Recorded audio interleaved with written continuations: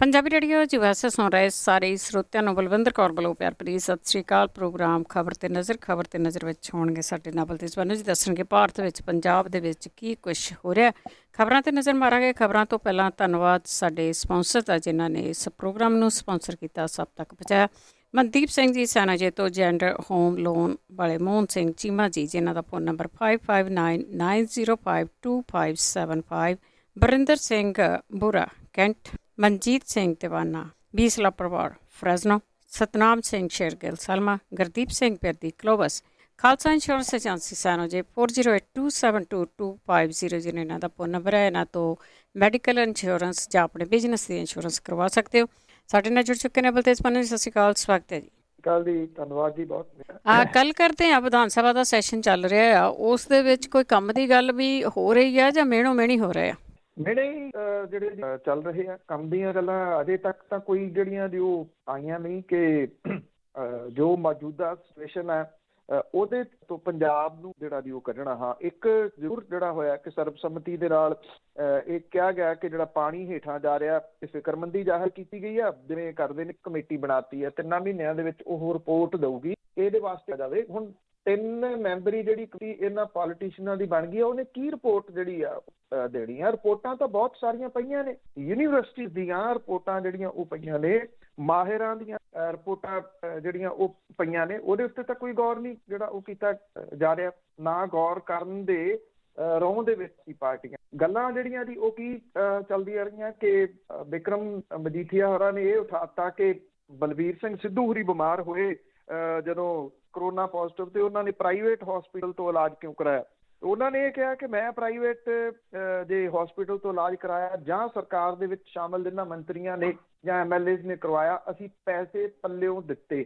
ਤੇ ਇਹ ਜਿਹੜਾ ਦੀ ਸਵਾਲ ਉਠਾਤਾ ਵੀ ਜਦੋਂ ਸੁਰਿੰਦਰ ਕੌਰ ਬਾਦਲ ਹੋਰਾਂ ਦਾ ਇਲਾਜ ਅਮਰੀਕਾ ਤੋਂ ਹੋਇਆ, ਪ੍ਰਕਾਸ਼ ਸਿੰਘ ਬਾਦਲ ਹੋਰਾਂ ਦਾ ਇਲਾਜ ਅਮਰੀਕਾ ਤੋਂ ਹੋਇਆ, ਉਹ ਤਾਂ ਪੈਸੇ ਵੀ ਸਰਕਾਰ ਨੇ ਜਿਹੜੇ ਜੀ ਉਹ ਭਰੇ। ਇਹੋ ਜਿਹੇ ਜਿਹੜੇ ਮਿਹਣੇ ਸੀ ਉਹ ਚੱਲਦੇ ਰਹੇ। ਹੁਣ ਸਿਹਤ ਮੰਤਰੀ ਨੇ ਬਲਬੀਰ ਸਿੰਘ ਸਿੱਧੂ ਹੋਰੀ ਵੇਖਿਆ ਜਾਵੇ ਤਾਂ ਉਹ ਆਪਣੀ ਇਸ ਬਿਆਨ ਦੇ ਵਿੱਚ ਫਸਦੇ ਤਾਂ ਹੈਗੇ ਨੇ ਨਾ। ਇਟ ਮੀਨਸ ਕਿ ਤੁਸੀਂ ਇਹ ਮੰਨਦੇ ਹੋ ਕਿ ਸਰਕਾਰੀ ਹਸਪਤਾਲ ਜਿਹੜੇ ਨੇ ਉਹਨਾਂ ਦੇ ਵਿੱਚ ਇਲਾਜ ਨਹੀਂ ਕਰਵਾਇਆ ਜਾ, ਸੋ ਪੈਸੇ ਦੇ ਕੇ ਹੀ ਤੁਸੀਂ ਬੇਸ਼ੱਕ ਪ੍ਰਾਈਵੇਟ ਥਾਵਾਂ ਦੇ ਤੋਂ ਜਿਹੜਾ ਉਹ ਕਰਵਾਇਆ। ਪਰ ਇੱਕ ਗੱਲ ਜਿਹੜੀ ਉਹ ਐਕਸੈਪਟ ਕਰ ਗਏ ਕਿ ਇੱਥੇ ਮੰਤਰੀ ਨੇ ਉਹਨਾਂ ਨੂੰ ਸਰਕਾਰੀ ਹਸਪਤਾਲਾਂ ਦੇ ਉੱਤੇ ਜਿਹੜਾ ਉਹ ਯਕੀਨ ਨਹੀਂ ਗਾ। ਸੋ ਇਹੋ ਜਿਹੇ ਜਿਹੜੇ ਮਾਮਲੇ ਸੀ ਉਹ ਚੱਲਦੇ ਰਹੇ। ਇਜਲਾਸ ਦੇ ਵਿੱਚ ਜਿਹੜੀ ਜੀ ਉਹ ਵਜ਼ੀਰਾਂ ਦੀ ਹਾਜ਼ਰੀ ਬਹੁਤ ਘੱਟ ਜਿਹੜੀ ਉਹ ਰਹੀ। ਜਦੋਂ ਪਾਣੀ ਵਾਲਾ ਮੁੱਦੇ ਦੇ ਉੱਤੇ ਚੱਲ ਰਹੀ ਸੀਗੀ, ਧਰਤੀ ਹੇਠਲਾ ਪਾਣੀ ਜਿਹੜਾ ਡਿੱਗ ਰਿਹਾ, ਇਹਦੇ ਰੀਚਾਰਜ ਕਰਨ ਦੇ ਤਰੀਕੇ ਜਾਂ ਜਿਹੜਾ ਕਮੇਟੀ ਜਿਹੜੀ ਉਹ ਬਣਾਉਣ ਦੀ ਗੱਲ ਕੀਤੀ ਜਾ ਰਹੀ ਸੀ, ਤਾਂ ਜਿਹੜੇ ਕਾਂਗਰਸ ਦੇ 70 ਮੈਂਬਰ 18 ਦਾ ਜਿਹੜਾ ਜੀ ਉਹ ਹਾਜ਼ਰ ਸੀਗੇ। ਇਹ ਸਭ ਤੋਂ ਵੱਡਾ ਜਿਹੜਾ ਜੀ ਉਹ ਕਿੰਨੇ ਇਹ ਸੀਰੀਅਸ ਨੇ ਇਸ ਮੁੱਦੇ ਦੇ ਉੱਤੇ ਕਿ ਜਿਹੜਾ ਪਾਣੀ ਰੀਚਾਰਜ ਕਰਨਾ। ਮੈਂ ਫਿਰ ਕਹੂੰਗਾ ਕਿ ਇਹਨਾਂ ਦੀ ਤਾਂ ਐਕਸਪਰਟ ਦੀਆਂ ਬਹੁਤ ਸਾਰੀਆਂ ਰਿਪੋਰਟਾਂ ਜਿਹੜੀਆਂ ਦੀ ਉਹ ਪਈਆਂ ਨੇ, ਉਹ ਰਿਪੋਰਟ ਦੇ ਉੱਤੇ ਕੰਮ ਕੀਤਾ ਜਾਵੇ। ਪਰ ਉਹ ਤਾਂ ਹੈ ਨਾ, ਜੇ ਕਰਨਾ ਹੋਵੇ ਇਹ ਤਾਂ ਇੱਕ ਕਮੇਟੀ ਬਣਾ ਕੇ 3 ਮਹੀਨੇ ਦੇ ਵਾਸਤੇ ਜਿਹੜਾ ਦੀ ਉਹ ਟਾਲ ਦਿੱਤਾ। ਜਿਹੜੇ ਪੰਜਾਬ ਦੇ ਖਜ਼ਾਨਾ ਮੰਤਰੀ ਨੇ, ਜਿਹੜੇ ਆਪਣੇ ਮੰਤਰਾਲੇ ਦੇ ਨਾਲੋਂ ਉਹਨਾਂ ਦਾ ਸ਼ੇਅਰਾਂ ਤੇ ਜ਼ਿਆਦਾ ਧਿਆਨ ਰਹਿੰਦਾ, ਮਨਪ੍ਰੀਤ ਸਿੰਘ ਬਾਦਲ ਹੋਰੀ ਆਪਣੀ ਗੱਲ 'ਚ ਘਿਰ ਗਏ। ਇਹ ਕਿਹਾ ਕਿ ਖੇਤੀ ਰਾਜਾਂ ਦਾ ਵਿਸ਼ਾ, ਪਰ ਖੇਤੀ ਵਿਭਿੰਨਤਾ ਲਈ ਖੇਤੀ ਖੋਜ ਦਾ ਕੰਮ ਕੇਂਦਰ ਦੇ ਹਵਾਲੇ ਕਰ ਦੇਣਾ। ਉਹਨਾਂ ਨੂੰ ਸਾਰੇ ਜਿਹੜੇ ਬਾਕੀ ਵਿਰੋਧੀ ਧਿਰਾਂ ਦੇ ਵਿਧਾਇਕ ਸੀ ਉਹ ਪੈ ਨਿਕਲੇ ਵੀ ਪਹਿਲਾਂ ਹੀ ਕੇਂਦਰ ਦੇ ਖਿਲਾਫ ਤਾਂ ਕਿਸਾਨ ਲੜਾਈ ਲੜ ਰਿਹਾ, ਉਹ ਰਾਜਾਂ ਦੇ ਇਕੱਲੇ ਅਧਿਕਾਰ ਜਿਹੜੇ ਉਹ ਖੋਹ ਰਿਹਾ। ਤੁਸੀਂ ਇਹ ਕਹਿ ਰਹੇ ਹੋ ਕਿ ਇਹ ਜਿਹੜੀ ਖੇਤੀ ਵਿਭਿੰਨਤਾ ਦੇ ਵਾਸਤੇ ਇਹ ਕੰਮ ਜਿਹੜਾ ਜੀ ਉਹ ਕੇਂਦਰ ਨੂੰ ਸੌਂਪ ਦਿਓ। ਉਹਨਾਂ ਨੂੰ ਫਿਰ ਬੋਲਣ ਨਹੀਂ ਦਿੰਦੀ ਧਿਰਾਂ ਦੇ ਵਿਧਾਇਕਾਂ। ਕੀ ਪਤਾ ਹੁਣ ਉਸ ਪਾਰਟੀ 'ਚ ਜਾਣਾ ਹੋਊ। ਅੱਗੇ ਗੱਲ ਕਰਦੇ, ਨਵਰੀਤ ਸਿੰਘ ਦੀ ਜੋ ਮੌਤ ਹੋ ਗਈ ਸੀਗੀ, ਹੁਣ ਹਾਈ ਕੋਰਟ ਨੇ ਸਾਰੀਆਂ ਰਿਪੋਰਟਾਂ ਮੰਗ ਲਈਆਂ। ਹਾਈ ਕੋਰਟ ਨੇ ਜਿਹੜਾ ਦੀ ਦਿੱਲੀ ਦੀ ਹਾਈ ਕੋਰਟ ਨੇ ਇਹ ਉੱਤਰ ਪ੍ਰਦੇਸ਼ ਪੁਲਿਸ ਨੂੰ ਹੁਕਮ ਦਿੱਤੇ ਆ ਕਿ ਗਣਤੰਤਰ ਦਿਵਸ ਮੌਕੇ ਟਰੈਕਟਰ ਪਰੇਡ ਦੇ ਦੌਰਾਨ ਟਰੈਕਟਰ ਪਲਟਣ ਕੇ ਮਾਰੇ ਗਏ 25 ਸਾਲਾ ਨੌਜਵਾਨ ਨਵਰੀਤ ਅਸਲ ਐਕਸਰੇ ਪਲੇਟ ਤੇ ਪੋਸਟਮਾਰਟਮ ਦੀ ਵੀਡੀਓ ਮੁਹੱਈਆ ਜਿਹੜੀ ਉਹ ਕਰਾਈ ਜਾਵੇ। ਜਸਟਿਸ ਯੋਗੇਸ਼ ਖੰਨਾ ਨੇ ਇਹ ਕਿਹਾ ਕਿ ਦੋਵੇਂ ਅਸਲ ਦਸਤਾਵੇਜ਼ 5 ਮਾਰਚ ਜਿਹੜਾ ਭਾਵ ਕਿ ਅੱਜ ਇਹ 2 ਵਜੇ ਤੱਕ ਹੀ ਪੁਲਿਸ ਦੇ ਅਧਿਕਾਰੀਆਂ ਦੇ ਹਵਾਲੇ ਕੀਤੇ ਜਾਣ ਤੇ ਜਾਂਚ ਅਧਿਕਾਰੀ ਇਹਨੂੰ ਸੁਰੱਖਿਅਤ ਥਾਂ ਤੇ ਸੰਭਾਲ ਕੇ ਤਾਂ ਕਿ ਇਸ ਕੇਸ ਦੇ ਵਿੱਚ ਇਹਨਾਂ ਦੀ ਜਦੋਂ ਲੋੜ ਪਵੇ ਤਾਂ ਉਹ ਲਿਆਂਦੇ ਜਾ ਸਕਣ ਔਰ ਦਿੱਲੀ ਦੇ ਵਿੱਚ ਇਹ ਰਹਿਣ। ਹਾਈ ਕੋਰਟ ਦੇ ਵੱਲੋਂ ਨਵਰੀਤ ਸਿੰਘ ਦੇ ਦਾਦਾ ਹਰਜੀਤ ਸਿੰਘ ਡਿਬਡਬਾ ਹੋਰਾਂ ਦੀ ਅਪੀਲ ਦੇ ਉੱਤੇ ਸੁਣਵਾਈ ਜਿਹੜੀ ਉਹ ਕੀਤੀ ਜਾ ਰਹੀ ਸੀ, ਜਿਹਦੇ ਵਿੱਚ ਦਾਅਵਾ ਕੀਤਾ ਗਿਆ ਕਿ ਨਵਰੀਤ ਸਿੰਘ ਦੇ ਮੱਥੇ ਤੇ ਗੋਲੀ ਵੱਜੀ ਹੈ।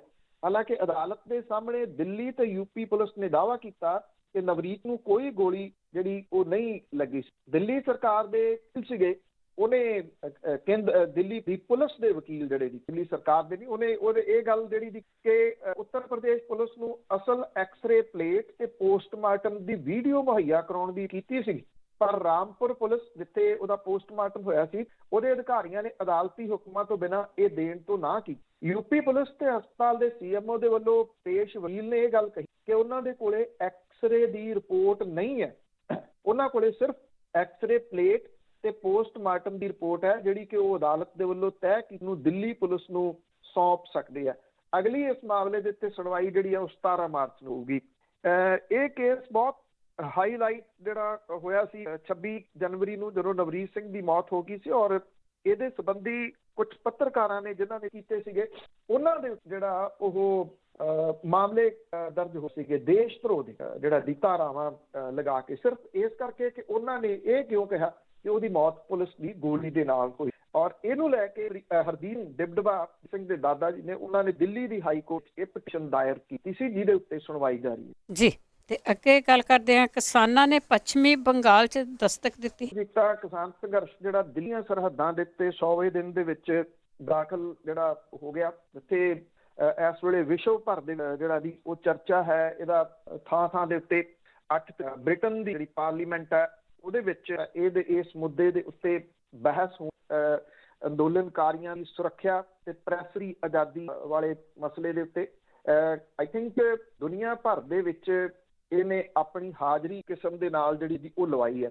ਉਹ ਚਾਹੇ ਸਿਆਸਤਦਾਨਾਂ ਦੇ ਵੱਲੋਂ ਕੀ ਚਰਚਾ ਦੇ ਰੂਪ ਦੇ ਵਿੱਚ ਹੈ, ਚਾਹੇ ਦੁਨੀਆ ਭਰ ਦੇ ਮੁਲਕਾਂ ਦੇ ਵਿੱਚ ਥਾਂ ਥਾਂ ਦੇ ਉੱਤੇ ਰਹਿੰਦਾ ਜਿਹੜਾ ਭਾਈਚਾਰਾ ਹੈ ਉਹਦੇ ਵੱਲੋਂ ਕੀਤੇ ਗਏ ਰੋਸ ਮੁਜ਼ਾਹਰੇ ਨੇ, ਉਹ ਚਾਹੇ ਕਾਰ ਰੈਲੀਆਂ ਦੇ ਰੂਪ ਦੇ ਵਿੱਚ ਨੇ, ਚਾਹੇ ਉਹ ਰੋਸ ਮੁਜ਼ਾਹਰਿਆਂ ਦੇ ਰੂਪ ਦੇ ਵਿੱਚ ਨੇ, ਚਾਹੇ ਉਹ ਸੈਮੀਨਾਰਾਂ ਦੇ ਰੂਪ ਦੇ ਵਿੱਚ ਨੇ। ਘੱਟ ਸੰਘਰਸ਼ ਹੁੰਦੇ ਨੇ ਜਿਹੜੇ ਏਦਾਂ ਲੰਬਾ ਸਮਾਂ ਜਿਹੜਾ ਉਹ ਚੱਲਦੇ ਆ। ਹੁਣ ਇਹਨੇ ਕਿਉਂਕਿ 5 ਰਾਜ ਨੇ, ਉਹਨਾਂ ਦੇ ਵਿੱਚ ਕਿਸਾਨਾਂ ਨੇ ਇਹ ਕਿਹਾ ਕਿ ਸਾਰੇ ਜਗ੍ਹਾ ਦੇ ਉੱਤੇ ਉਹ ਜਾਣਗੇ। ਉਹਨਾਂ ਕਿਹਾ ਕਿ ਉਹ ਕਿਸੇ ਪਾਰਟੀ ਦੀ ਮਦਦ ਨਹੀਂ ਕਰਨਗੇ, ਪਰ ਉੱਥੋਂ ਦੇ ਲੋਕਲ ਲੋਕਾਂ ਨੂੰ ਇਹ ਅਪੀਲ ਕਰਨਗੇ ਕਿ ਉਹ ਭਾਰਤੀ ਜਨਤਾ ਪਾਰਟੀ ਵੋਟਾਂ ਨਾ ਪਾਉਣ, ਹੋਰ ਜਿਹਨੂੰ ਮਰਜ਼ੀ ਉਹ ਪਸੰਦ ਕਰਦੇ ਆ, ਜਾਂ ਜਿਹੜੇ ਭਾਰਤੀ ਜਨਤਾ ਪਾਰਟੀ ਦੇ ਉਮੀਦਵਾਰ ਨੂੰ ਹਰਾਉਣ ਦੀ ਦੇ ਵਿੱਚ ਕੈਂਡੀਡੇਟ ਆ ਉਹਨੂੰ ਉਹ ਵੋਟਾਂ ਪਾ ਦੇਣ। ਖੇਤੀ ਕਾਨੂੰਨਾਂ ਦੇ ਖਿਲਾਫ ਜਿਹੜੇ ਪੱਛਮੀ ਬੰਗਾਲ ਦੇ ਲੇਖਕ, ਕਵੀਆਂ, ਕਿਸਾਨਾਂ ਤੇ ਸਟੂਡੈਂਟਾਂ ਦੇ ਵੱਲੋਂ ਕੋਲਕਾਤਾ ਦੇ ਵਿੱਚ ਇੱਕ ਵੱਡੀ ਰੈਲੀ ਜਿਹੜੀ ਕੀਤੀ ਗਈ। ਇਹਦੇ ਵਿੱਚ ਕਿਸਾਨ ਯੂਨੀਅਨ ਦੇ ਮੀਤ ਪ੍ਰਧਾਨ, ਸੰਯੁਕਤ ਕਿਸਾਨ ਮੋਰਚਾ ਦੇ ਆਗੂ ਜਿਹੜੇ ਰਜਿੰਦਰ ਸਿੰਘ ਦੀਪ ਸਿੰਘ ਵਾਲਾ ਨੇ ਇਸ ਰੈਲੀ ਨੂੰ ਮੁੱਖ ਬੁਲਾਰੇ ਦੇ ਵਜੋਂ ਜਿਹੜਾ ਉਹ ਸੰਬੋਧਨ ਕੀਤਾ। ਭਾਰਤ ਦੇ ਸੰਵਿਧਾਨ ਤੇ ਪੱਛਮੀ ਬੰਗਾਲ ਨੂੰ ਫਾਸ਼ੀਵਾਦੀ ਤਾਕਤਾਂ ਤੋਂ ਬਚਾਉਣ ਦੇ ਬੈਨਰ ਦੇ ਹੇਠ ਹੋਈ ਇਹ ਰੈਲੀ ਜਿਹੜੀ ਸੀ, ਉਹਦੇ ਵਿੱਚ ਜਿਹੜੇ ਸੰਯੁਕਤ ਕਿਸਾਨ ਮੋਰਚੇ ਦੇ ਬੁਲਾਰੇ ਸੀ, ਉਹਨੇ ਇਹ ਗੱਲ ਕਹੀ ਕਿ ਦੇਸ਼ ਦੀ ਆਜ਼ਾਦੀ ਦੇ ਵਿੱਚ ਪੰਜਾਬ ਤੇ ਬੰਗਾਲ ਦਾ ਬਹੁਤ ਵੱਡਾ ਯੋਗਦਾਨ ਰਿਹਾ। ਅੱਜ ਖੇਤੀ ਕਾਨੂੰਨਾਂ ਦੇ ਖਿਲਾਫ ਪੰਜਾਬ ਨੇ ਲੜਾਈ ਛੇੜੀ, ਜਿਹੜੀ ਕਿ ਮੁਲਕ ਦੇ ਵੱਖ-ਵੱਖ ਹਿੱਸਿਆਂ ਦੇ ਵਿੱਚ ਤੇਜ਼ੀ ਦੇ ਨਾਲ ਫੈਲ ਰਹੀ। ਉਹਨਾਂ ਨੇ ਇਹ ਗੱਲ ਕਹੀ ਕਿ ਪੱਛਮੀ ਬੰਗਾਲ ਨੂੰ ਇਸ ਲੜਾਈ ਦੇ ਵਿੱਚ ਵੱਡਾ ਯੋਗਦਾਨ ਪਾਉਣਾ ਚਾਹੀਦਾ, ਕਿਉਂਕਿ ਇਹ ਖੇਡ ਸਿਰਫ ਕਿਸਾਨਾਂ ਖਿਲਾਫ ਨਹੀਂ ਬਲਕਿ ਹਰ ਉਸ ਵਿਅਕਤੀ ਦੇ ਖਿਲਾਫ ਨੇ ਜਿਹਨੇ ਰੋਟੀ ਜਿਹੜੀ ਉਹ ਖਾਣੀ ਹੈ। ਜਿਹੜਾ 12 ਪੱਛਮੀ ਬੰਗਾਲ ਦੇ ਵਿੱਚ ਇੱਕ ਵੱਡੀ ਰੈਲੀ ਜਿਹੜੀ ਕੋਲਕਾਤਾ ਦੇ ਵਿੱਚ ਕੀਤੀ ਜਾ ਰਹੀ ਹੈ, ਇਹ ਉਹਦੀਆਂ ਤਿਆਰੀਆਂ ਦੇ ਰੂਪ ਦੇ ਵਿੱਚ ਕਿਸਾਨ ਆਗੂ ਜਿਹੜੇ ਨੇ ਉਹ ਇਸ ਵੇਲੇ ਪੱਛਮੀ ਬੰਗਾਲ ਦੇ ਵਿੱਚ ਛੋਟੀਆਂ ਰੈਲੀਆਂ ਨੂੰ ਸੰਬੋਧਨ ਕਰਨਗੇ ਤੇ ਉਸ ਤੋਂ ਬਾਅਦ ਇਹ ਵੱਡੀ ਰੈਲੀ ਦਾ ਰੂਪ ਜਿਹੜਾ ਦੀ ਉਹ 12 ਤਰੀਕ ਨੂੰ ਧਾਰਨ ਕਰੂਗੀ, ਕਿਉਂਕਿ ਭਾਰਤੀ ਜਨਤਾ ਪਾਰਟੀ ਦਾ ਜਿਹੜਾ ਜ਼ੋਰ ਹੈ ਸਭ ਤੋਂ ਜ਼ਿਆਦਾ ਉਹ ਪੱਛਮੀ ਬੰਗਾਲ ਦੇ ਵਿੱਚ ਜਿਹੜਾ ਲੱਗਿਆ ਹੋਇਆ। ਇਸ ਕਰਕੇ ਕਿਸਾਨਾਂ ਨੇ ਵੀ ਜਿਹੜੀ ਸ਼ੁਰੂਆਤ ਹੈ ਉਹ ਪੱਛਮੀ ਬੰਗਾਲ ਤੋਂ ਕੀਤੀ ਹੈ, ਕਿਉਂਕਿ ਸਭ ਤੋਂ ਲੰਬਾ ਜਿਹੜਾ ਚੱਲਣਾ ਵੋਟਾਂ ਦਾ ਸਿਲਸਿਲਾ ਉਹ ਪੱਛਮੀ ਬੰਗਾਲ ਦੇ ਵੀ ਚੱਲਣਾ। ਵੱਡਾ ਸੂਬਾ ਜਿਹੜਾ ਦੀ ਹੋਣ ਕਰਕੇ ਵੇਖਣਾ ਇਹ ਹੋਊਗਾ ਕਿ ਆਉਂਦੇ ਦਿਨਾਂ ਦੇ ਦੌਰਾਨ ਕਿਸਾਨਾਂ ਨੂੰ ਕਿਹੋ ਜਿਹਾ ਹੁੰਗਾਰਾ ਜਿਹੜਾ ਉਹ ਪੱਛਮੀ ਬੰਗਾਲ ਦੇ ਵਿੱਚੋਂ, ਔਰ ਖਾਸ ਤੌਰ ਦੇ ਉੱਤੇ ਕੋਲਕਾਤਾ ਵਾਲੀ ਰੈਲੀ ਦੇ ਉੱਤੇ ਜ਼ਿਆਦਾ ਧਿਆਨ ਜਿਹੜਾ ਉਹ ਕੇਂਦਰਿਤ ਰਹੂਗਾ, ਕਿਉਂਕਿ ਪ੍ਰਧਾਨ ਮੰਤਰੀ ਨੇ ਵੀ ਕੋਲਕਾਤਾ ਦੇ ਵਿੱਚ ਜਾ ਕੇ ਜਿਹੜੀ ਆ ਉਹ ਰੈਲੀ ਕਰਨੀ ਤੇ ਉੱਥੇ ਬੇਸ਼ੱਕ ਜਦੋਂ ਸਰਕਾਰੀ ਤੌਰ ਦੇ ਉੱਤੇ ਕੇਂਦਰ ਦੀ ਸਰਕਾਰ ਜਿਹੜੀ ਅਰੇਂਜ ਕਰ ਰਹੀ ਹੋਵੇ, ਉਹਦਾ ਇਕੱਠ, ਕਿਸਾਨਾਂ ਦਾ ਇਕੱਠ ਉਹਦੇ ਨਾਲ ਮੇਲਿਆ ਤਾਂ ਨਹੀਂ ਜਾ ਸਕਦਾ, ਪਰ ਇੰਨਾ ਜ਼ਰੂਰ ਹੈ ਕਿ ਕਿਹੋ ਜਿਹੇ ਲੋਕ ਜਿਹੜੇ ਆ ਇਹਨਾਂ ਰੈਲੀਆਂ ਦੇ ਵਿੱਚ ਆਉਂਦੇ ਆ ਤੇ ਉਹ ਕਿਸਾਨਾਂ ਦੇ ਇਸ ਨੂੰ ਕਿੰਨਾ ਕੁ ਜਿਹੜਾ ਉਹ ਹੁੰਗਾਰਾ ਦਿੰਦੇ ਆ।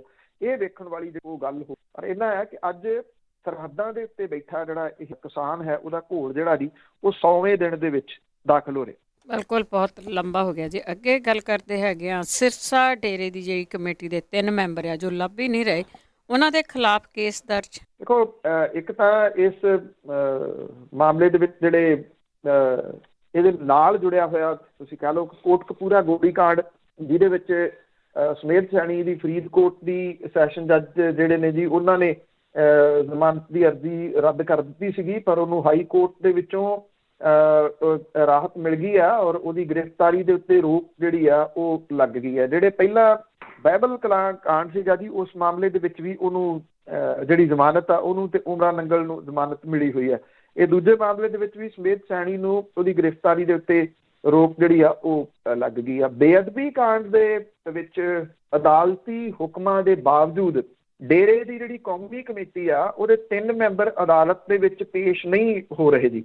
ਅਦਾਲਤ ਨੇ ਕੌਮੀ ਕਮੇਟੀ ਦੇ ਮੈਂਬਰ ਹਰਸ਼ ਧੂਰੀ, ਪ੍ਰਦੀਪ ਕਲੇਰ ਤੇ ਸੰਦੀਪ ਬਰੇਟਾ ਇਹਨਾਂ ਤਿੰਨਾਂ ਨੂੰ ਜਿਹੜਾ ਸੀਗਾ ਪੀਓ ਪ੍ਰੋਕਲੇਮਡ ਅਫੈਂਡਰ ਭਗੌੜੇ ਐਲਾਨਣ ਤੋਂ ਬਾਅਦ ਉਹਨਾਂ ਦੀ ਜਾਇਦਾਦ ਕੁਰਕ ਕਰਨ ਤੇ ਇਹਨਾਂ ਖਿਲਾਫ IPC ਦੀ ਧਾਰਾ 174A ਦੇ ਤਹਿਤ ਮੁਕੱਦਮਾ ਦਰਜ ਕਰਨ ਦੇ ਨਿਰਦੇਸ਼ ਜਿਹੜੇ ਜੀ ਉਹ ਦਿੱਤੇ ਸੀਗੇ।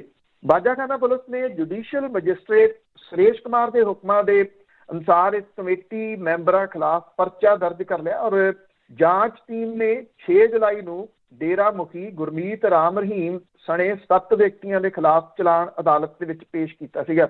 ਇਸ ਤੋਂ ਬਾਅਦ ਜਾਂਚ ਟੀਮ ਨੇ SIT ਨੇ ਡੇਰੇ ਦੇ ਕੌਮੀ ਕਮੇਟੀ ਮੈਂਬਰ ਹਰਸ਼ ਧੂਰੀ, ਪ੍ਰਦੀਪ ਕਲੇਰ ਤੇ ਸੰਦੀਪ ਬਰੇਟਾ ਨੂੰ ਗ੍ਰਿਫਤਾਰ ਕਰਨ ਦੇ ਵਾਸਤੇ ਅਦਾਲਤ ਕੋਲੋਂ ਗ੍ਰਿਫਤਾਰੀ ਵਾਰੰਟ ਹਾਸਲ ਜਿਹੜੇ ਜੀ ਉਹ ਕੀਤੇ ਸੀਗੇ।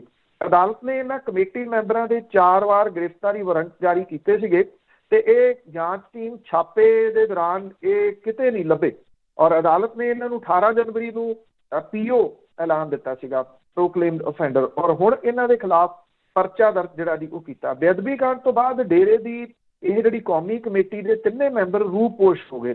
ਅੱਜ ਤੱਕ ਕਿਸੇ ਜਾਂਚ ਟੀਮ ਨੂੰ ਨਹੀਂ ਜਿਹੜਾ ਜੀ ਉਹ ਲੱਭੇ। ਬੇਅਦਬੀ ਕਾਂਡ ਤੋਂ ਬਾਅਦ ਡੇਰੇ ਦੀ ਜਿਹੜੀ ਕੌਮੀ ਕਮੇਟੀ ਦੇ 3 ਮੈਂਬਰ ਸੀਗੇ ਉਹ ਵਿਦੇਸ਼ ਭੱਜ ਗਏ ਜਿਹੜਾ ਜੀ ਉਹ ਦੱਸੇ ਜਾ ਰਹੇ ਆ।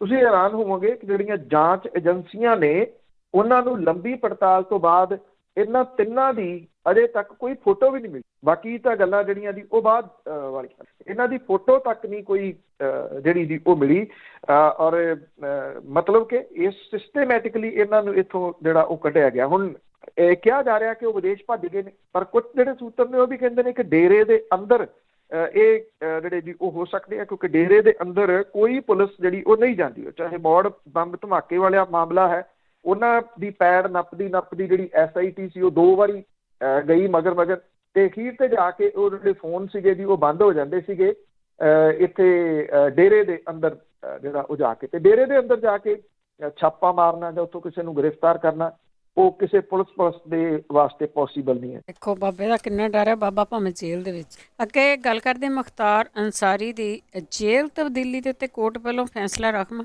ਦੇਖੋ, ਇਹ ਆਪਣੇ ਆਪ ਦੇ ਵਿੱਚ ਜਿਹੜਾ ਜੀ ਮਾਮਲਾ ਕੁਝ ਇਸ ਪੱਖੋਂ ਨਿਵੇਕਲਾ ਹੈ ਕਿ ਜਿਹੜੀਆਂ ਸਰਕਾਰਾਂ ਨੇ ਉਹ ਕਿਸ ਮਾਮਲੇ ਦੇ ਉੱਤੇ ਕਿਵੇਂ ਜਿਹੜਾ ਜੀ ਉਹ ਲੜ ਰਹੀਆਂ ਨੇ। ਮੁਖਤਾਰ ਅੰਸਾਰੀ ਕੌਣ ਹੈ? ਮੈਂ ਇੱਕ ਦਿਨ ਵਿਸਥਾਰ ਵੀ ਸਾਰਾ ਜਿਹੜਾ ਜੀ ਉਹ ਦਿੱਤਾ ਸੀਗਾ ਕਿ ਉਹ ਗੈਂਗਸਟਰ ਹੈ ਉੱਤਰ ਪ੍ਰਦੇਸ਼ ਦਾ। ਇੱਥੇ ਪੰਜਾਬ ਦੇ ਵਿੱਚ ਇੱਕ ਕੇਸ ਪਾ ਕੇ ਉਹਨੂੰ ਰੋਪੜ ਦੀ ਜੇਲ੍ਹ ਦੇ ਵਿੱਚ ਜਿਹੜਾ ਉਹ ਰੱਖਿਆ ਹੋਇਆ। ਉੱਤਰ ਪ੍ਰਦੇਸ਼ ਦੀ ਜਿਹੜੀ ਸਰਕਾਰ ਹੈ ਭਾਜਪਾ ਦੀ, ਉਹ ਜਿਹੜਾ ਗੈਂਗਸਟਰ ਤੋਂ ਸਿਆਸਤਦਾਨ ਬਣੇ ਮੁਖਤਾਰ ਅੰਸਾਰੀ ਨੂੰ ਰੋਪੜ ਜੇਲ੍ਹ ਤੋਂ ਬਾਂਦਾ ਜ਼ਿਲ੍ਹਾ ਜੇਲ੍ਹ ਦੇ ਵਿੱਚ ਤਬਦੀਲ ਕਰਨ ਦੀ ਜਿਹੜੀ ਉਹ ਮੰਗ ਕਰ ਰਹੀ ਹੈ। ਇਹ ਮਾਮਲਾ ਚੱਲਦਾ ਸੁਪਰੀਮ ਕੋਰਟ ਤੱਕ ਜਿਹੜਾ ਜੀ ਉਹ ਪਹੁੰਚਿਆ ਹੈ। UP ਸਰਕਾਰ ਨੇ ਜਿਹੜੇ ਅੰਸਾਰੀ ਦੀ ਹਿਰਾਸਤ ਲਈ ਪੰਜਾਬ ਸਰਕਾਰ ਨੂੰ ਨਿਰਦੇਸ਼ ਦੇਣ ਦੇ ਵਾਸਤੇ ਸੁਪਰੀਮ ਕੋਰਟ ਦਾ ਰੁਖ ਕੀਤਾ ਔਰ ਜਿਹੜਾ ਬੈਂਚ ਹੈ 2 ਜਸਟਿਸ ਦਾ, ਜਸਟਿਸ ਅਸ਼ੋਕ ਭੂਸ਼ਣ ਤੇ RS ਰੈਡੀ, ਉਹਨਾਂ ਬੈਂਚ ਨੇ ਕਿਹਾ ਕਿ UP ਸਰਕਾਰ ਦੀ ਅਰਜ਼ੀ ਤੇ ਅੰਸਾਰੀ ਦੇ ਵੱਲੋਂ ਸਾਰੇ ਕੇਸ ਸੂਬੇ ਤੋਂ ਬਾਹਰ ਤਬਦੀਲ ਕਰਾਉਣ ਦੀ ਮੰਗ ਵਾਲੀ ਪਟੀਸ਼ਨ ਤੇ ਫੈਸਲਾ ਜਿਹੜਾ ਜੀ ਉਹ ਸੁਣਾਇਆ ਜਾਊਗਾ। ਕੇਸ ਦੀ ਸੁਣਵਾਈ ਦੇ ਦੌਰਾਨ ਯੂਪੀ ਸਰਕਾਰ ਦੇ ਵੱਲੋਂ ਪੇਸ਼ ਹੋਏ ਸੋਲਿਸਿਟਰ ਜਨਰਲ ਜਿਹੜੇ ਸੀ ਤੁਸ਼ਾਰ ਮਹਿਤਾ, ਉਹਨੇ ਜੇਲ੍ਹ ਨਿਯਮਾਂ ਦਾ ਹਵਾਲਾ ਦਿੱਤਾ ਤੇ ਕਿਹਾ ਕਿ ਸੂਬੇ ਨੂੰ ਭਾਵੇਂ ਕੋਈ ਮੌਲਿਕ ਅਧਿਕਾਰ ਨਹੀਂ ਹੈ, ਪਰ ਪੀੜਤਾ ਦੀ ਹਾਲਤ ਨੂੰ ਵੀ ਸਮਝਣਾ ਜਿਹੜਾ ਜੀ ਉਹ ਚਾਹੀਦਾ। ਉਹਨਾਂ ਨੇ ਕਿਹਾ ਕਿ ਅੰਸਾਰੀ ਨੇ ਜੇਲ੍ਹ ਮੈਨੂਅਲ ਨਿਯਮਾਂ ਤੇ ਪੀੜਤਾ ਦੀ ਹੱਕਾਂ ਨੂੰ ਜਿਹੜਾ ਉਹ ਛਿੱਕੇ ਟੰਗਿਆ। ਸੂਬੇ ਦੀ ਮੰਗ ਨੂੰ ਅਣਗੌਲਿਆ ਨਹੀਂ ਕੀਤਾ ਜਾ ਸਕਦਾ ਤੇ ਮੁਲਜ਼ਮ ਨੂੰ ਨਿਰਪੱਖ ਕੇਸ ਤੋਂ ਬਚਣ ਲਈ ਰਾਹ ਨਹੀਂ ਦਿੱਤਾ ਜਾ ਸਕਦਾ। ਜਿਹੜੇ ਸੋਲਿਸਿਟਰ ਜਨਰਲ ਸੀ ਉਹਨੇ ਇਹ ਵੀ ਗੱਲ ਕਹੀ ਕਿ ਸੁਪਰੀਮ ਕੋਰਟ ਦੀ ਧਾਰਾ 142 ਦੇ ਤਹਿਤ ਅੰਸਾਰੀ ਨੂੰ ਪੰਜਾਬ ਤੋਂ ਯੂਪੀ ਦੀ ਜੇਲ੍ਹ ਦੇ ਵਿੱਚ ਤਬਦੀਲ ਕੀਤਾ ਜਾ ਸਕਦਾ ਹੈ, ਕਿਉਂਕਿ ਉਹਦੇ ਖਿਲਾਫ ਚੱਲ ਰਹੇ 14-15 ਕੇਸ ਅੰਤਿਮ ਪੜਾਅ ਦੇ ਉੱਤੇ ਨੇ। ਉਹਨੇ ਬੈਂਚ ਨੂੰ ਇਹ ਵੀ ਕਿਹਾ ਕਿ ਜੇ ਅਪਰਾਧਿਕ ਕੇਸ ਚਲਾਉਣ ਲਈ ਵੀਡੀਓ ਕਾਨਫਰੰਸਿੰਗ ਜਿਹੜੀ ਆ ਉਹ ਸਹੀ ਸਾਧਨ ਹੈ ਤਾਂ ਫਿਰ ਇੰਗਲੈਂਡ 'ਚ ਬੈਠੇ ਵਿਅਕਤੀਆਂ ਦੇ ਖਿਲਾਫ ਵੀ ਕੇਸ ਜਿਹੜਾ ਜੀ ਉਹ ਚਲਾਇਆ ਜਾ ਸਕਦਾ ਹੈ।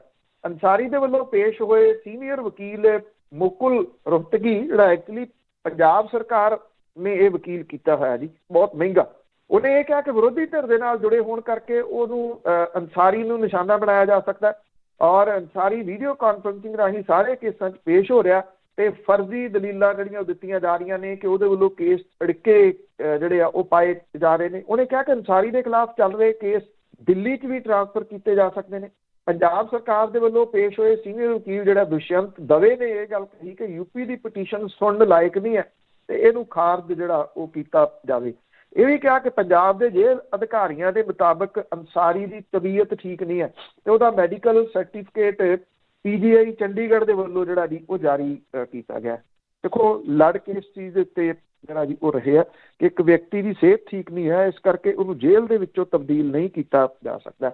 ਅਸਲ ਜਿਹੜੀ ਕਹਾਣੀ ਕੀ ਆ ਉਹ ਸਭ ਨੂੰ ਜਿਹੜੀ ਜੀ ਉਹ ਪਤਾ ਹੈ, ਬਹੁਤ ਸਾਰੇ ਲੋਕਾਂ ਨੂੰ ਪਤਾ ਹੈ ਕਿ ਮੁਖਤਾਰ ਅੰਸਾਰੀ ਜਿਹੜਾ ਜੀ ਉਹਦੇ ਮੌਜੂਦਾ ਸਰਕਾਰ ਦੇ ਅਹਿਮ ਲੋਕਾਂ ਦੇ ਨਾਲ ਕਿਹੋ ਜਿਹੇ ਸਬੰਧ ਨੇ ਪੰਜਾਬ ਦੇ ਵਿੱਚ, ਜਿਹਦੇ ਕਰਕੇ ਇੱਕ ਕੇਸ ਪਾ ਕੇ ਜਿਹਦਾ 2.5 ਸਾਲ ਹੋ ਗਏ ਉਹਦਾ ਚਲਾਨ ਪੇਸ਼ ਨਹੀਂ ਕੀਤਾ। ਚਲਾਨ ਪੇਸ਼ ਇਸ ਕਰਕੇ ਨਹੀਂ ਕੀਤਾ ਕਿ ਜੇ ਚਲਾਨ ਪੇਸ਼ ਹੋ ਗਿਆ ਅਦਾਲਤ ਦੇ ਵਿੱਚ ਸੁਣਵਾਈ ਜਿਹੜੀ ਦੀ ਹੋਊਗੀ ਉਸ ਮਾਮਲੇ ਦੇ ਵਿੱਚੋਂ ਉਹਨੇ ਬਰੀ ਹੋ ਜਾਣਾ। ਜਦੋਂ ਚਲਾਨ ਪੇਸ਼ ਨਾ ਹੋਵੇ 90 ਦਿਨ ਤੇ ਜਿਹੜਾ ਫੜਿਆ ਹੋਇਆ ਵਿਅਕਤੀ ਆ ਉਹ ਜ਼ਮਾਨਤ ਲੈਣ ਦਾ ਹੱਕਦਾਰ ਹੁੰਦਾ ਤੇ ਅੰਸਾਰੀ ਨੇ ਇਸ ਕੇਸ ਦੇ ਵਿੱਚ ਜਿਹੜਾ ਪੰਜਾਬ 'ਚ ਪਾਇਆ ਉਹਦੇ ਵਾਸਤੇ ਜ਼ਮਾਨਤ ਅਪਲਾਈ ਹੋਈ ਨਹੀਂ ਕੀਤੀ। ਕੁਛ ਤਾਂ ਹੈ ਨਾ ਜਿਹੜਾ ਉਹਨੂੰ ਰੱਖਿਆ ਜਾ ਰਿਹਾ ਆ, ਸਰਕਾਰ ਨਾਲ ਸੰਬੰਧ ਜ਼ਰੂਰ ਹੋਣਗੇ। ਅੱਗੇ ਸ਼ਿਵ ਕੁਮਾਰ ਦੀ ਜੇਲ੍ਹ ਦੇ ਵਿੱਚੋਂ ਰਿਹਾਈ ਹੋ ਗਈ। ਬਿਲਕੁਲ ਜੀ, ਇਹ ਸ਼ਿਵ ਕੁਮਾਰ ਜਿਹੜਾ ਇਹ ਨੌਦੀਪ ਕੌਰ ਦੇ ਨਾਲ ਇਹਨੂੰ ਅਰੈਸਟ ਕੀਤਾ ਗਿਆ ਸੀਗਾ ਸਿੰਘੂ ਬਾਰਡਰ ਤੋਂ। ਇਹ ਦੋਨੋਂ ਜਿਹੜੇ ਨੇ ਮਜ਼ਦੂਰ ਅਧਿਕਾਰ ਸੰਗਠਨ ਦੇ ਤਹਿਤ ਜਿਹੜਾ ਮਜ਼ਦੂਰਾਂ ਦੇ ਹੱਕਾਂ ਦੇ ਵਾਸਤੇ ਲੜਦੇ ਆ। ਨਵਦੀਪ ਕੌਰ ਦੀ ਜ਼ਮਾਨਤ ਪਹਿਲਾਂ ਹੋ ਗਈ ਸੀ ਤੇ ਇਹਦੀ ਜਿਹੜੀ ਜ਼ਮਾਨਤ 2 ਕੇਸਾਂ ਦੇ ਵਿੱਚ ਹੋ ਗਈ ਸੀਗੀ ਜੀ ਬੁੱਧਵਾਰ ਨੂੰ, ਔਰ ਹੁਣ ਤੀਜੇ ਦੀ ਜ਼ਮਾਨਤ ਕੱਲ ਮਨਜ਼ੂਰ ਹੋਣ ਤੋਂ ਬਾਅਦ ਉਹਦੀ ਰਿਹਾਈ ਜਿਹੜੀ ਹੋ ਗਈ। ਕੁੰਡਲੀ ਇਲਾਕੇ ਦੇ ਏਰੀਏ ਦੇ ਵਿੱਚ ਇਹ ਦੋਨੋਂ ਜਿਹੜੇ ਉਹ ਕੰਮ ਕਰਦੇ ਨੇ, ਮਜ਼ਦੂਰਾਂ ਦੇ ਹੱਕਾਂ ਦੇ ਆਵਾਜ਼ ਉਠਾਉਣ ਕਰਕੇ ਇਹ ਜਿਹੜੀ ਉੱਥੋਂ ਦੀ ਇੱਕ ਲੋਕਲ ਜਿਹੜੀ ਕੰਪਨੀ ਹੈ ਉਹਨੇ ਲੋਕਾਂ ਦੇ ਨਾਲ ਕਥਿਤ ਕੁੱਟਮਾਰ ਦੇ ਮਾਮਲੇ ਦੇ ਵਿੱਚ ਨਵਦੀਪ ਕੌਰ ਦੇ ਨਾਲ ਉਹਨੂੰ ਗ੍ਰਿਫਤਾਰ ਕੀਤਾ ਗਿਆ ਸੀਗਾ। ਦੋਨਾਂ ਦੇ ਖਿਲਾਫ ਧਾਰਾ 307 ਵਰਗੇ ਗੰਭੀਰ ਧਾਰਾਵਾਂ ਦੇ ਤਹਿਤ ਪੁਲਿਸ ਨੇ ਕੇਸ ਦਰਜ ਜਿਹੜਾ ਜੀ ਉਹ ਕੀਤਾ ਸੀਗਾ। ਜਿਹੜੇ RS ਚੀਮਾ ਦੀ ਅਗਵਾਈ ਵਾਲੇ ਪੈਨਲ ਦੇ ਵੱਲੋਂ ਨਵਦੀਪ ਕੌਰ ਤੇ ਸ਼ਿਵ ਕੁਮਾਰ ਦੇ ਕੇਸ ਦੀ ਪੈਰਵਾਈ ਜਿਹੜੀ ਉਹ ਕੀਤੀ ਗਈ ਸੀ, ਜਿਹਦੇ ਕਰਕੇ ਤੀਜੇ ਮਾਮਲੇ ਦੇ ਵਿੱਚ ਉਹਨੂੰ ਜ਼ਮਾਨਤ ਜਿਹੜੀ ਹੈ ਜੀ ਉਹ ਮਿਲੀ ਹੈ। ਸ਼ਿਵ ਕੁਮਾਰ ਨੇ ਜਿਹੜਾ ਉਹਦੇ ਪਿਤਾ ਨੇ ਦੋਸ਼ ਲਾਇਆ ਸੀਗਾ ਪਿਛਲੇ ਦਿਨੀ ਕਿ ਉਹਦੀ ਬਹੁਤ ਬੁਰੇ ਤਰੀਕੇ ਦੇ ਨਾਲ ਕੁੱਟਮਾਰ ਕੀਤੀ ਗਈ, ਉਹਦੀ ਲੱਤ ਤੋੜ ਦਿੱਤੀ ਗਈ, ਉਹਦੀ ਬਾਂਹ ਤੋੜ ਦਿੱਤੀ ਗਈ, ਉਹ ਬਿਨਾਂ ਐਨਕ ਤੋਂ ਦੇਖ ਨਹੀਂ ਸਕਦਾ, ਉਹਨੂੰ ਉਹਦੀ ਐਨਕ ਤੱਕ ਨਹੀਂ ਜਿਹੜੀ ਉਹ ਦਿੱਤੀ ਗਈ। ਜਿਹੜੀ ਨਵਦੀਪ ਕੌਰ ਤੇ ਸ਼ਿਵ ਕੁਮਾਰ ਹੈ ਉਹ ਪੁਲਿਸ ਵਾਲਿਆਂ ਦੇ ਉੱਤੇ ਹਮਲਾ ਕਿਵੇਂ ਕਰ ਸਕਦੇ ਆ, ਇਹ ਆਪਣੇ ਆਪ ਦੇ ਵਿੱਚ ਜਿਹੜਾ ਜੀ ਉਹ ਵੱਡਾ ਸਵਾਲ ਸੀਗਾ। ਕਿਸਾਨ ਅੰਦੋਲਨ ਚੱਲ ਰਿਹਾ ਹੋਣ ਕਰਕੇ ਇਹਨਾਂ ਦੋਨਾਂ ਦਾ ਮਾਮਲਾ ਜਿਹੜਾ ਜੀ ਉਹ ਹਾਈਲਾਈਟ ਹੋ ਗਿਆ। ਜੇ ਕਿਸਾਨ ਅੰਦੋਲਨ ਨਾ ਚੱਲ ਰਿਹਾ ਹੁੰਦਾ ਜਾਂ ਇਹਨਾਂ ਦੀ ਗ੍ਰਿਫਤਾਰੀ ਉਸ ਏਰੀਏ ਦੇ ਵਿੱਚੋਂ ਜਿਹੜੀ ਦੀ ਉਹ ਨਾ ਹੋਈ ਹੁੰਦੀ ਤੇ ਜਿਨ੍ਹਾਂ ਪਰਿਵਾਰਾਂ ਦੇ ਵਿੱਚੋਂ ਇਹ ਆਉਂਦੇ ਨੇ ਬਹੁਤ ਗਰੀਬ ਪਰਿਵਾਰ ਨੇ, ਉਹਨਾਂ ਨੂੰ ਵਿਚਾਰਿਆਂ ਨੂੰ ਪਤਾ ਨਹੀਂ ਸੀ ਲੱਗਣਾ ਜੀ ਕਿ ਕਿੱਥੋਂ ਉਹਨਾਂ ਨੇ ਜਾ ਕੇ ਇਹਨਾਂ ਦੀਆਂ ਜ਼ਮਾਨਤਾਂ ਕਰਵਾਉਣੀਆਂ ਸੀ, ਕਿਉਂਕਿ ਜਿਹੜਾ 307 ਵਾਲਾ ਮਾਮਲਾ ਸੀ ਉਹ ਹੇਠਲੀਆਂ ਅਦਾਲਤਾਂ ਦੇ ਵਿੱਚੋਂ ਜ਼ਮਾਨਤ ਕੈਂਸਲ ਹੋ ਗਈ ਸੀ। ਇਹ ਤਾਂ ਹਾਈ ਕੋਰਟ ਦੇ ਪੰਜਾਬ ਹਰਿਆਣਾ ਹਾਈ ਕੋਰਟ ਦੇ ਵਕੀਲ ਨੇ ਜਿਨ੍ਹਾਂ ਨੇ ਇਹ ਸਾਰਾ ਮਾਮਲਾ ਆਪਣੇ ਹੱਥਾਂ ਦੇ ਵਿੱਚ ਜਿਹੜਾ ਜੀ ਉਹ ਲਿਆ। ਚਲੋ ਫੋਟੋਆਂ ਖਿਚਾਉਣ ਵਾਲੇ ਹੋਰ ਨੇ, ਪਰ ਉਹਨਾਂ ਨੇ ਜਿਹੜਾ ਜੀ ਆਪਣੇ ਹੱਥਾਂ ਦੇ ਵਿੱਚ ਲੈ ਕੇ ਔਰ ਬਿਨਾਂ ਕੋਈ ਫੀਸ ਲਏ ਤੋਂ ਇਹ ਮਾਮਲੇ ਜਿਹੜੇ ਜੀ ਇਹਨਾਂ ਦੀ ਜ਼ਮਾਨਤ ਕਰਵਾ ਕੇ ਦੋਨਾਂ ਦੀ ਜਿਹੜੀ ਜੀ ਉਹ ਦਿੱਤੀ। ਨਵਦੀਪ ਕੌਰ ਪਿਛਲੇ ਹਫ਼ਤੇ ਰਿਹਾ ਹੋ ਗਈ ਸੀ ਜੇਲ੍ਹ ਦੇ ਵਿੱਚੋਂ, ਤੇ ਸ਼ਿਵ ਕੁਮਾਰ ਨੂੰ ਹੁਣ ਜਿਹੜਾ ਜੇਲ੍ਹ ਦੇ ਵਿੱਚੋਂ ਕੱਲ ਸ਼ਾਮੀ ਰਿਹਾ ਕਰ ਦਿੱਤਾ ਗਿਆ ਜੀ। ਤੇ ਅੱਗੇ ਕਰਦੇ ਗੱਲ ਆਰਜੇਡੀ ਤੇ ਸਮਾਜਵਾਦੀ ਪਾਰਟੀ ਤੋਂ ਬਾਅਦ ਹੁਣ ਸ਼ਿਵ ਸੈਨਾ ਨੇ ਵੀ ਮਮਤਾ ਬੈਨਰਜੀ ਨੂੰ ਸਪੋਰਟ ਕੀਤਾ। ਇਸ ਤਰ੍ਹਾਂ ਹੈ ਕਿ ਜਿਹੜੇ ਪਹਿਲਾਂ ਵੀ ਗੱਲ ਕੀਤੀ, ਪੱਛਮੀ ਬੰਗਾਲ ਜਿਹੜਾ ਦੀ ਉਹ ਜੰਗ ਦਾ ਅਖਾੜਾ ਅਸਲ ਦੇ ਵਿੱਚ ਜਿਹੜਾ ਵੀ ਉਹ ਬਣੂਗਾ ਜਾਂ ਬਣ ਰਿਹਾ ਤੇਜ਼ੀ ਦੇ ਨਾਲ, ਜਿੱਥੇ ਭਾਰਤੀ ਜਨਤਾ ਪਾਰਟੀ ਇਹ ਸੋਚਦੀ ਆ ਕਿ ਉਹ ਮਮਤਾ ਬੈਨਰਜੀ ਤੋਂ ਸੌਖਿਆਂ ਪਾਵਰ ਜਿਹੜੇ ਆ ਉਹ ਖੋਲੂਗੀ। ਰਾਸ਼ਟਰੀ ਜਨਤਾ ਦਲ ਜਿਹੜੀ ਲਾਲੂ ਪ੍ਰਸਾਦ ਯਾਦਵ ਹੋਰਾਂ ਵਾਲੀ ਪਾਰਟੀ ਆ, ਉਹਦੇ ਨੇਤਾ ਤੇਜਸਵੀ ਯਾਦਵ ਨੇ ਪਿਛਲੇ ਦਿਨੀ ਮਮਤਾ ਬੈਨਰਜੀ ਦੇ ਨਾਲ ਮੁਲਾਕਾਤ ਕੀਤੀ ਸੀਗੀ ਔਰ ਉਹਨਾਂ ਦੇ ਨਾਲ ਮੁਲਾਕਾਤ ਕਰਕੇ ਬਿਹਾਰ ਦੇ ਲੋਕ ਜਿਹੜੇ ਪੱਛਮੀ ਬੰਗਾਲ 'ਚ ਰਹਿੰਦੇ ਆ ਉਹਨਾਂ ਨੂੰ ਅਪੀਲ ਕੀਤੀ ਸੀ ਕਿ ਉਹ ਤ੍ਰਿਣਮੂਲ ਕਾਂਗਰਸ ਨੂੰ ਵੋਟਾਂ ਪਾਉਣ। ਉੱਤਰ ਪ੍ਰਦੇਸ਼ ਦੀ ਯਾਦਵਾਂ ਵਾਲੀ ਜਿਹੜੀ ਪਾਰਟੀ ਸਮਾਜਵਾਦੀ ਪਾਰਟੀ ਆ, ਉਹਨੇ ਵੀ ਜਿਹੜੀ ਸਪੋਰਟ ਕੀਤੀ ਮਮਤਾ ਬੈਨਰਜੀ ਹੋਰਾਂ ਦੀ ਜਿਹੜੀ ਪਾਰਟੀ ਆ ਤ੍ਰਿਣਮੂਲ ਕਾਂਗਰਸ। ਹਾਲਾਂਕਿ ਜਦੋਂ ਤੇਜਸਵੀ ਯਾਦਵ ਨੇ ਸਪੋਰਟ ਜਿਹੜੀ ਕੀਤੀ ਆ ਤੇ ਕਾਂਗਰਸ ਨੇ ਜਿਹੜਾ ਜੀ ਉਹ ਅੱਖਾਂ ਵਿਖਾਉਣ ਦੀ ਕੋਸ਼ਿਸ਼ ਕੀਤੀ ਸੀ ਤੇਜਸਵੀ ਯਾਦਵ ਨੂੰ ਕਿ ਉਹਨੇ ਕਿਉਂ ਸਪੋਰਟ ਕੀਤੀ, ਕਿਉਂਕਿ ਕਾਂਗਰਸ ਖੱਬੇ ਸੱਜਿਆਂ ਦੇ ਨਾਲ ਰਲ ਕੇ ਇੱਕ ਧਿਰ ਦੇ ਵਜੋਂ ਉੱਥੇ ਜਿਹੜਾ ਉਹ ਲੜ ਰਹੀ ਆ। ਹੁਣ ਜਿਹੜੀ ਸ਼ਿਵ ਸੈਨਾ ਹੈ ਉਹਨੇ ਪਹਿਲਾਂ ਇਹ ਐਲਾਨ ਕੀਤਾ ਸੀਗਾ ਕਿ ਉਹ ਪੱਛਮੀ ਬੰਗਾਲ ਦੇ ਵਿੱਚ ਚੋਣਾਂ ਲੜੂਗੀ ਜਾ ਕੇ, ਪਰ ਹੁਣ ਪੱਛਮੀ ਬੰਗਾਲ ਦੇ ਵਿੱਚ ਉਹਨਾਂ ਨੇ ਇਹ ਐਲਾਨ ਜਿਹੜਾ ਜੀ ਉਹ ਕਰ ਦਿੱਤਾ ਕਿ ਅਸੀਂ ਉੱਥੇ ਚੋਣਾਂ ਨਹੀਂ ਲੜਨੀਆਂ ਪੱਛਮੀ ਬੰਗਾਲ ਦੇ ਵਿੱਚ। ਮੁੱਖ ਮੰਤਰੀ ਮਮਤਾ ਬੈਨਰਜੀ ਜਿਹੜੇ ਨੇ ਉਹਨਾਂ ਦੀ ਮਦਦ ਜਿਹੜੀ ਉਹ ਕੀਤੀ ਜਾਊਗੀ ਔਰ ਤ੍ਰਿਣਮੂਲ ਕਾਂਗਰਸ ਦੇ ਨਾਲ ਇਕਜੁੱਟਤਾ ਦਾ ਪ੍ਰਗਟਾਵਾ ਸ਼ਿਵ ਸੈਨਾ ਨੇ ਜਿਹੜਾ ਜੀ ਉਹ ਕਰ ਦਿੱਤਾ ਔਰ ਉਹਨਾਂ ਨੇ ਇਹ ਕਿਹਾ ਕਿ ਉਹ ਕੋਈ ਉਮੀਦਵਾਰ ਆਪਣਾ ਨਹੀਂ ਐਲਾਨਣਗੇ। ਸ਼ਿਵ ਸੈਨਾ ਨੂੰ ਇਹ ਆਖਿਆ ਗਿਆ ਕਿ ਉਹ ਤ੍ਰਿਣਮੂਲ ਕਾਂਗਰਸ ਦੀ ਉੱਥੇ ਮਦਦ ਕਰਨ। ਰਾਜ ਸਭਾ ਦੇ ਮੈਂਬਰ ਤੇ ਸੀਨੀਅਰ ਆਗੂ ਸ਼ਿਵ ਸੈਨਾ ਦੇ ਸੰਜੇ ਰਾਉਤ ਨੇ ਇਹ ਗੱਲ ਜਿਹੜੀ ਅਜੀ ਕੀਤੀ ਹੈ ਕਿ ਫੈਸਲਾ ਪਾਰਟੀ ਦੇ ਪ੍ਰਧਾਨ ਤੇ ਮਹਾਰਾਸ਼ਟਰ ਦੇ ਮੁੱਖ ਮੰਤਰੀ ਉਧਵ ਠਾਕਰੇ ਦੇ ਨਾਲ ਗੱਲਬਾਤ ਕਰਨ ਤੋਂ ਬਾਅਦ ਜਿਹੜਾ ਜੀ ਉਹ ਲਿਆ ਗਿਆ। ਇਹ ਕਿਹਾ ਕਿ ਇਹ ਮੁਕਾਬਲਾ ਦੀਦੀ ਬਨਾਮ ਹੋਰ ਸਾਰੇ ਜਿਹੜਾ ਜੀ ਉਹ ਲੱਗ ਰਿਹਾ ਤੇ ਇਸ ਕਰਕੇ ਮਮਤਾ ਦੀ ਸਫਲਤਾ ਦੀ ਕਾਮਨਾ ਉਹਨਾਂ ਨੇ ਕਿਹਾ ਕਿ ਅਸੀਂ ਕਰਦੇ ਹਾਂ ਕਿਉਂਕਿ ਸਾਡਾ ਮੰਨਣਾ ਹੈ ਕਿ ਉਹ ਬੰਗਾਲ ਦੀ ਅਸਲ ਸ਼ੇਰਨੀ ਜਿਹੜੀ ਉਹ ਹੈ ਔਰ ਇਹਦੀ ਕਿਹਾ ਕਿ ਪਾਰਟੀ ਨੇ ਉਹਨਾਂ ਦੇ ਖਿਲਾਫ ਜਿਹੜਾ ਇੰਚਾਰਜ ਜਿਹੜਾ ਹਟਾਇਆ ਉਹਦੇ ਵਾਸਤੇ ਇਹ ਗੱਲ ਕਹੀ ਕਿ ਉਹਨੇ ਕੁਝ ਬਿਆਨਬਾਜ਼ੀ ਉਲਟ ਜਿਹੜੀ ਉਹ ਕੀਤੀ ਸੀਗੀ। ਇਹ ਇੱਕ ਕਿਸਮ ਦੇ ਨਾਲ ਪੱਛਮੀ ਬੰਗਾਲ ਦੇ ਵਿੱਚ ਖਾਸ ਤੌਰ ਦੇ ਉੱਤੇ ਜਿਹੜੀ ਚੋਣ ਹੈ ਇਹ ਭਾਜਪਾ ਅਗੇਂਸਟ ਵਿਰੋਧੀ ਧਿਰਾਂ ਜਿਹੜੀ ਉਹ ਬਣ ਜਾਣੀ ਆ, ਬਣ ਰਹੀ ਆ ਇਸ ਕਿਸਮ ਦੇ ਨਾਲ। ਜਿੰਨਾ ਸੌਖਾ ਜਿਹੜਾ ਜੀ ਉਹ ਸਮਝਿਆ ਜਾ ਰਿਹਾ ਸੀਗਾ ਕਿ ਮਮਤਾ ਬੈਨਰਜੀ ਦੇ ਤਾਂ ਪੈਰ ਹੀ ਉਖੜ ਗਏ, ਜਾਂ ਇਹ ਕਿਹਾ ਜਾ ਰਿਹਾ ਕਿ ਹੁਣ ਉਹ ਥੋੜੇ ਹਫ਼ਤਿਆਂ ਦੀ ਗੱਲ ਹੈ, ਇਸ ਤਰ੍ਹਾਂ ਦੀ ਗੱਲ ਨਹੀਂ ਆ। ਗਰਾਊਂਡ ਲੈਵਲ ਦੇ ਉੱਤੇ ਮਮਤਾ ਬੈਨਰਜੀ ਦਾ ਬਹੁਤ ਸਟਰੋਂਗ ਹੋਲਡ ਅਜੇ ਵੀ ਜਿਹੜਾ ਉਹ ਕਾਇਮ ਹੈ ਤੇ ਆਉਂਦੇ ਦਿਨਾਂ ਦੇ ਦੌਰਾਨ ਜਿਹੜਾ ਜੀ ਇਹ ਤੁਸੀਂ ਦੇਖਣਾ ਕਿ ਜਿਹੜੀਆਂ ਕੁਝ ਵਿਰੋਧੀ ਧਿਰਾਂ ਨੇ ਉਹ ਹੋਰ ਜਾ ਕੇ ਉੱਥੇ ਮਦਦ ਕਰ ਸਕਦੀਆਂ ਨੇ ਤ੍ਰਿਣਮੂਲ ਕਾਂਗਰਸ ਦੀ। ਖਾਸ ਤੌਰ ਦੇ ਉੱਤੇ ਜਿਹੜੀ ਆਪਾਂ ਗੱਲ ਸਟਾਰਟਿੰਗ ਦੇ ਵਿੱਚ ਕੀਤੀ ਸੀ ਕਿ ਕਿਸਾਨਾਂ ਦੀ ਜਿਹੜੇ ਸੰਯੁਕਤ ਕਿਸਾਨ ਮੋਰਚਾ ਉਹਨੇ ਦਸਤਕ ਜਿਹੜੀ ਦੀ ਉਹ ਦਿੱਤੀ ਹੈ।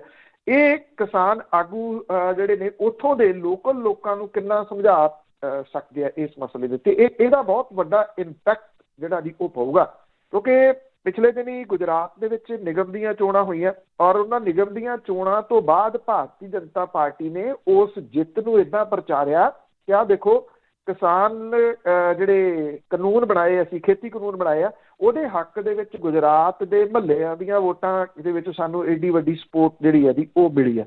ਉਹ ਮਹੱਲੇ ਦੀ ਵੋਟ ਦੀ ਸਪੋਰਟ ਨੂੰ ਵੀ ਖੇਤੀ ਕਾਨੂੰਨਾਂ ਦੇ ਨਾਲ ਜਿਹੜਾ ਜੀ ਉਹ ਜੋੜ ਰਹੀ ਹੈ। ਹੁਣ ਇਹ ਬੜਾ ਕੁਝ ਡਿਪੈਂਡ ਹੋਊਗਾ ਕਿ ਇਹਨਾਂ 5 ਰਾਜਾਂ ਦੇ ਵਿੱਚ ਭਾਰਤੀ ਜਨਤਾ ਪਾਰਟੀ ਦੀ ਕਾਰਗੁਜ਼ਾਰੀ ਕਿਹੋ ਜਿਹੀ ਰਹੀ। ਜੀ ਜੀ, ਅਖੀਰ ਦੇ ਵਿੱਚ ਗੱਲ ਕਰਦੇ ਹਾਂ ਹਰਿਆਣਾ ਵਿਧਾਨ ਸਭਾ ਦੀ ਜਿਹੜੀ ਕਾਫੀ ਟਾਈਮ ਤੋਂ ਗੱਲ ਚੱਲਦੀ ਆ ਰਹੀ ਹੈ ਜੋ ਹੋਣਾ ਚਾਹੀਦਾ ਆ, ਹੁਣ ਕਾਂਗਰਸ ਲਿਆਵੇਗੀ ਬੇਵਿਸ਼ਵਾਸੀ ਦਾ ਮਤਾ।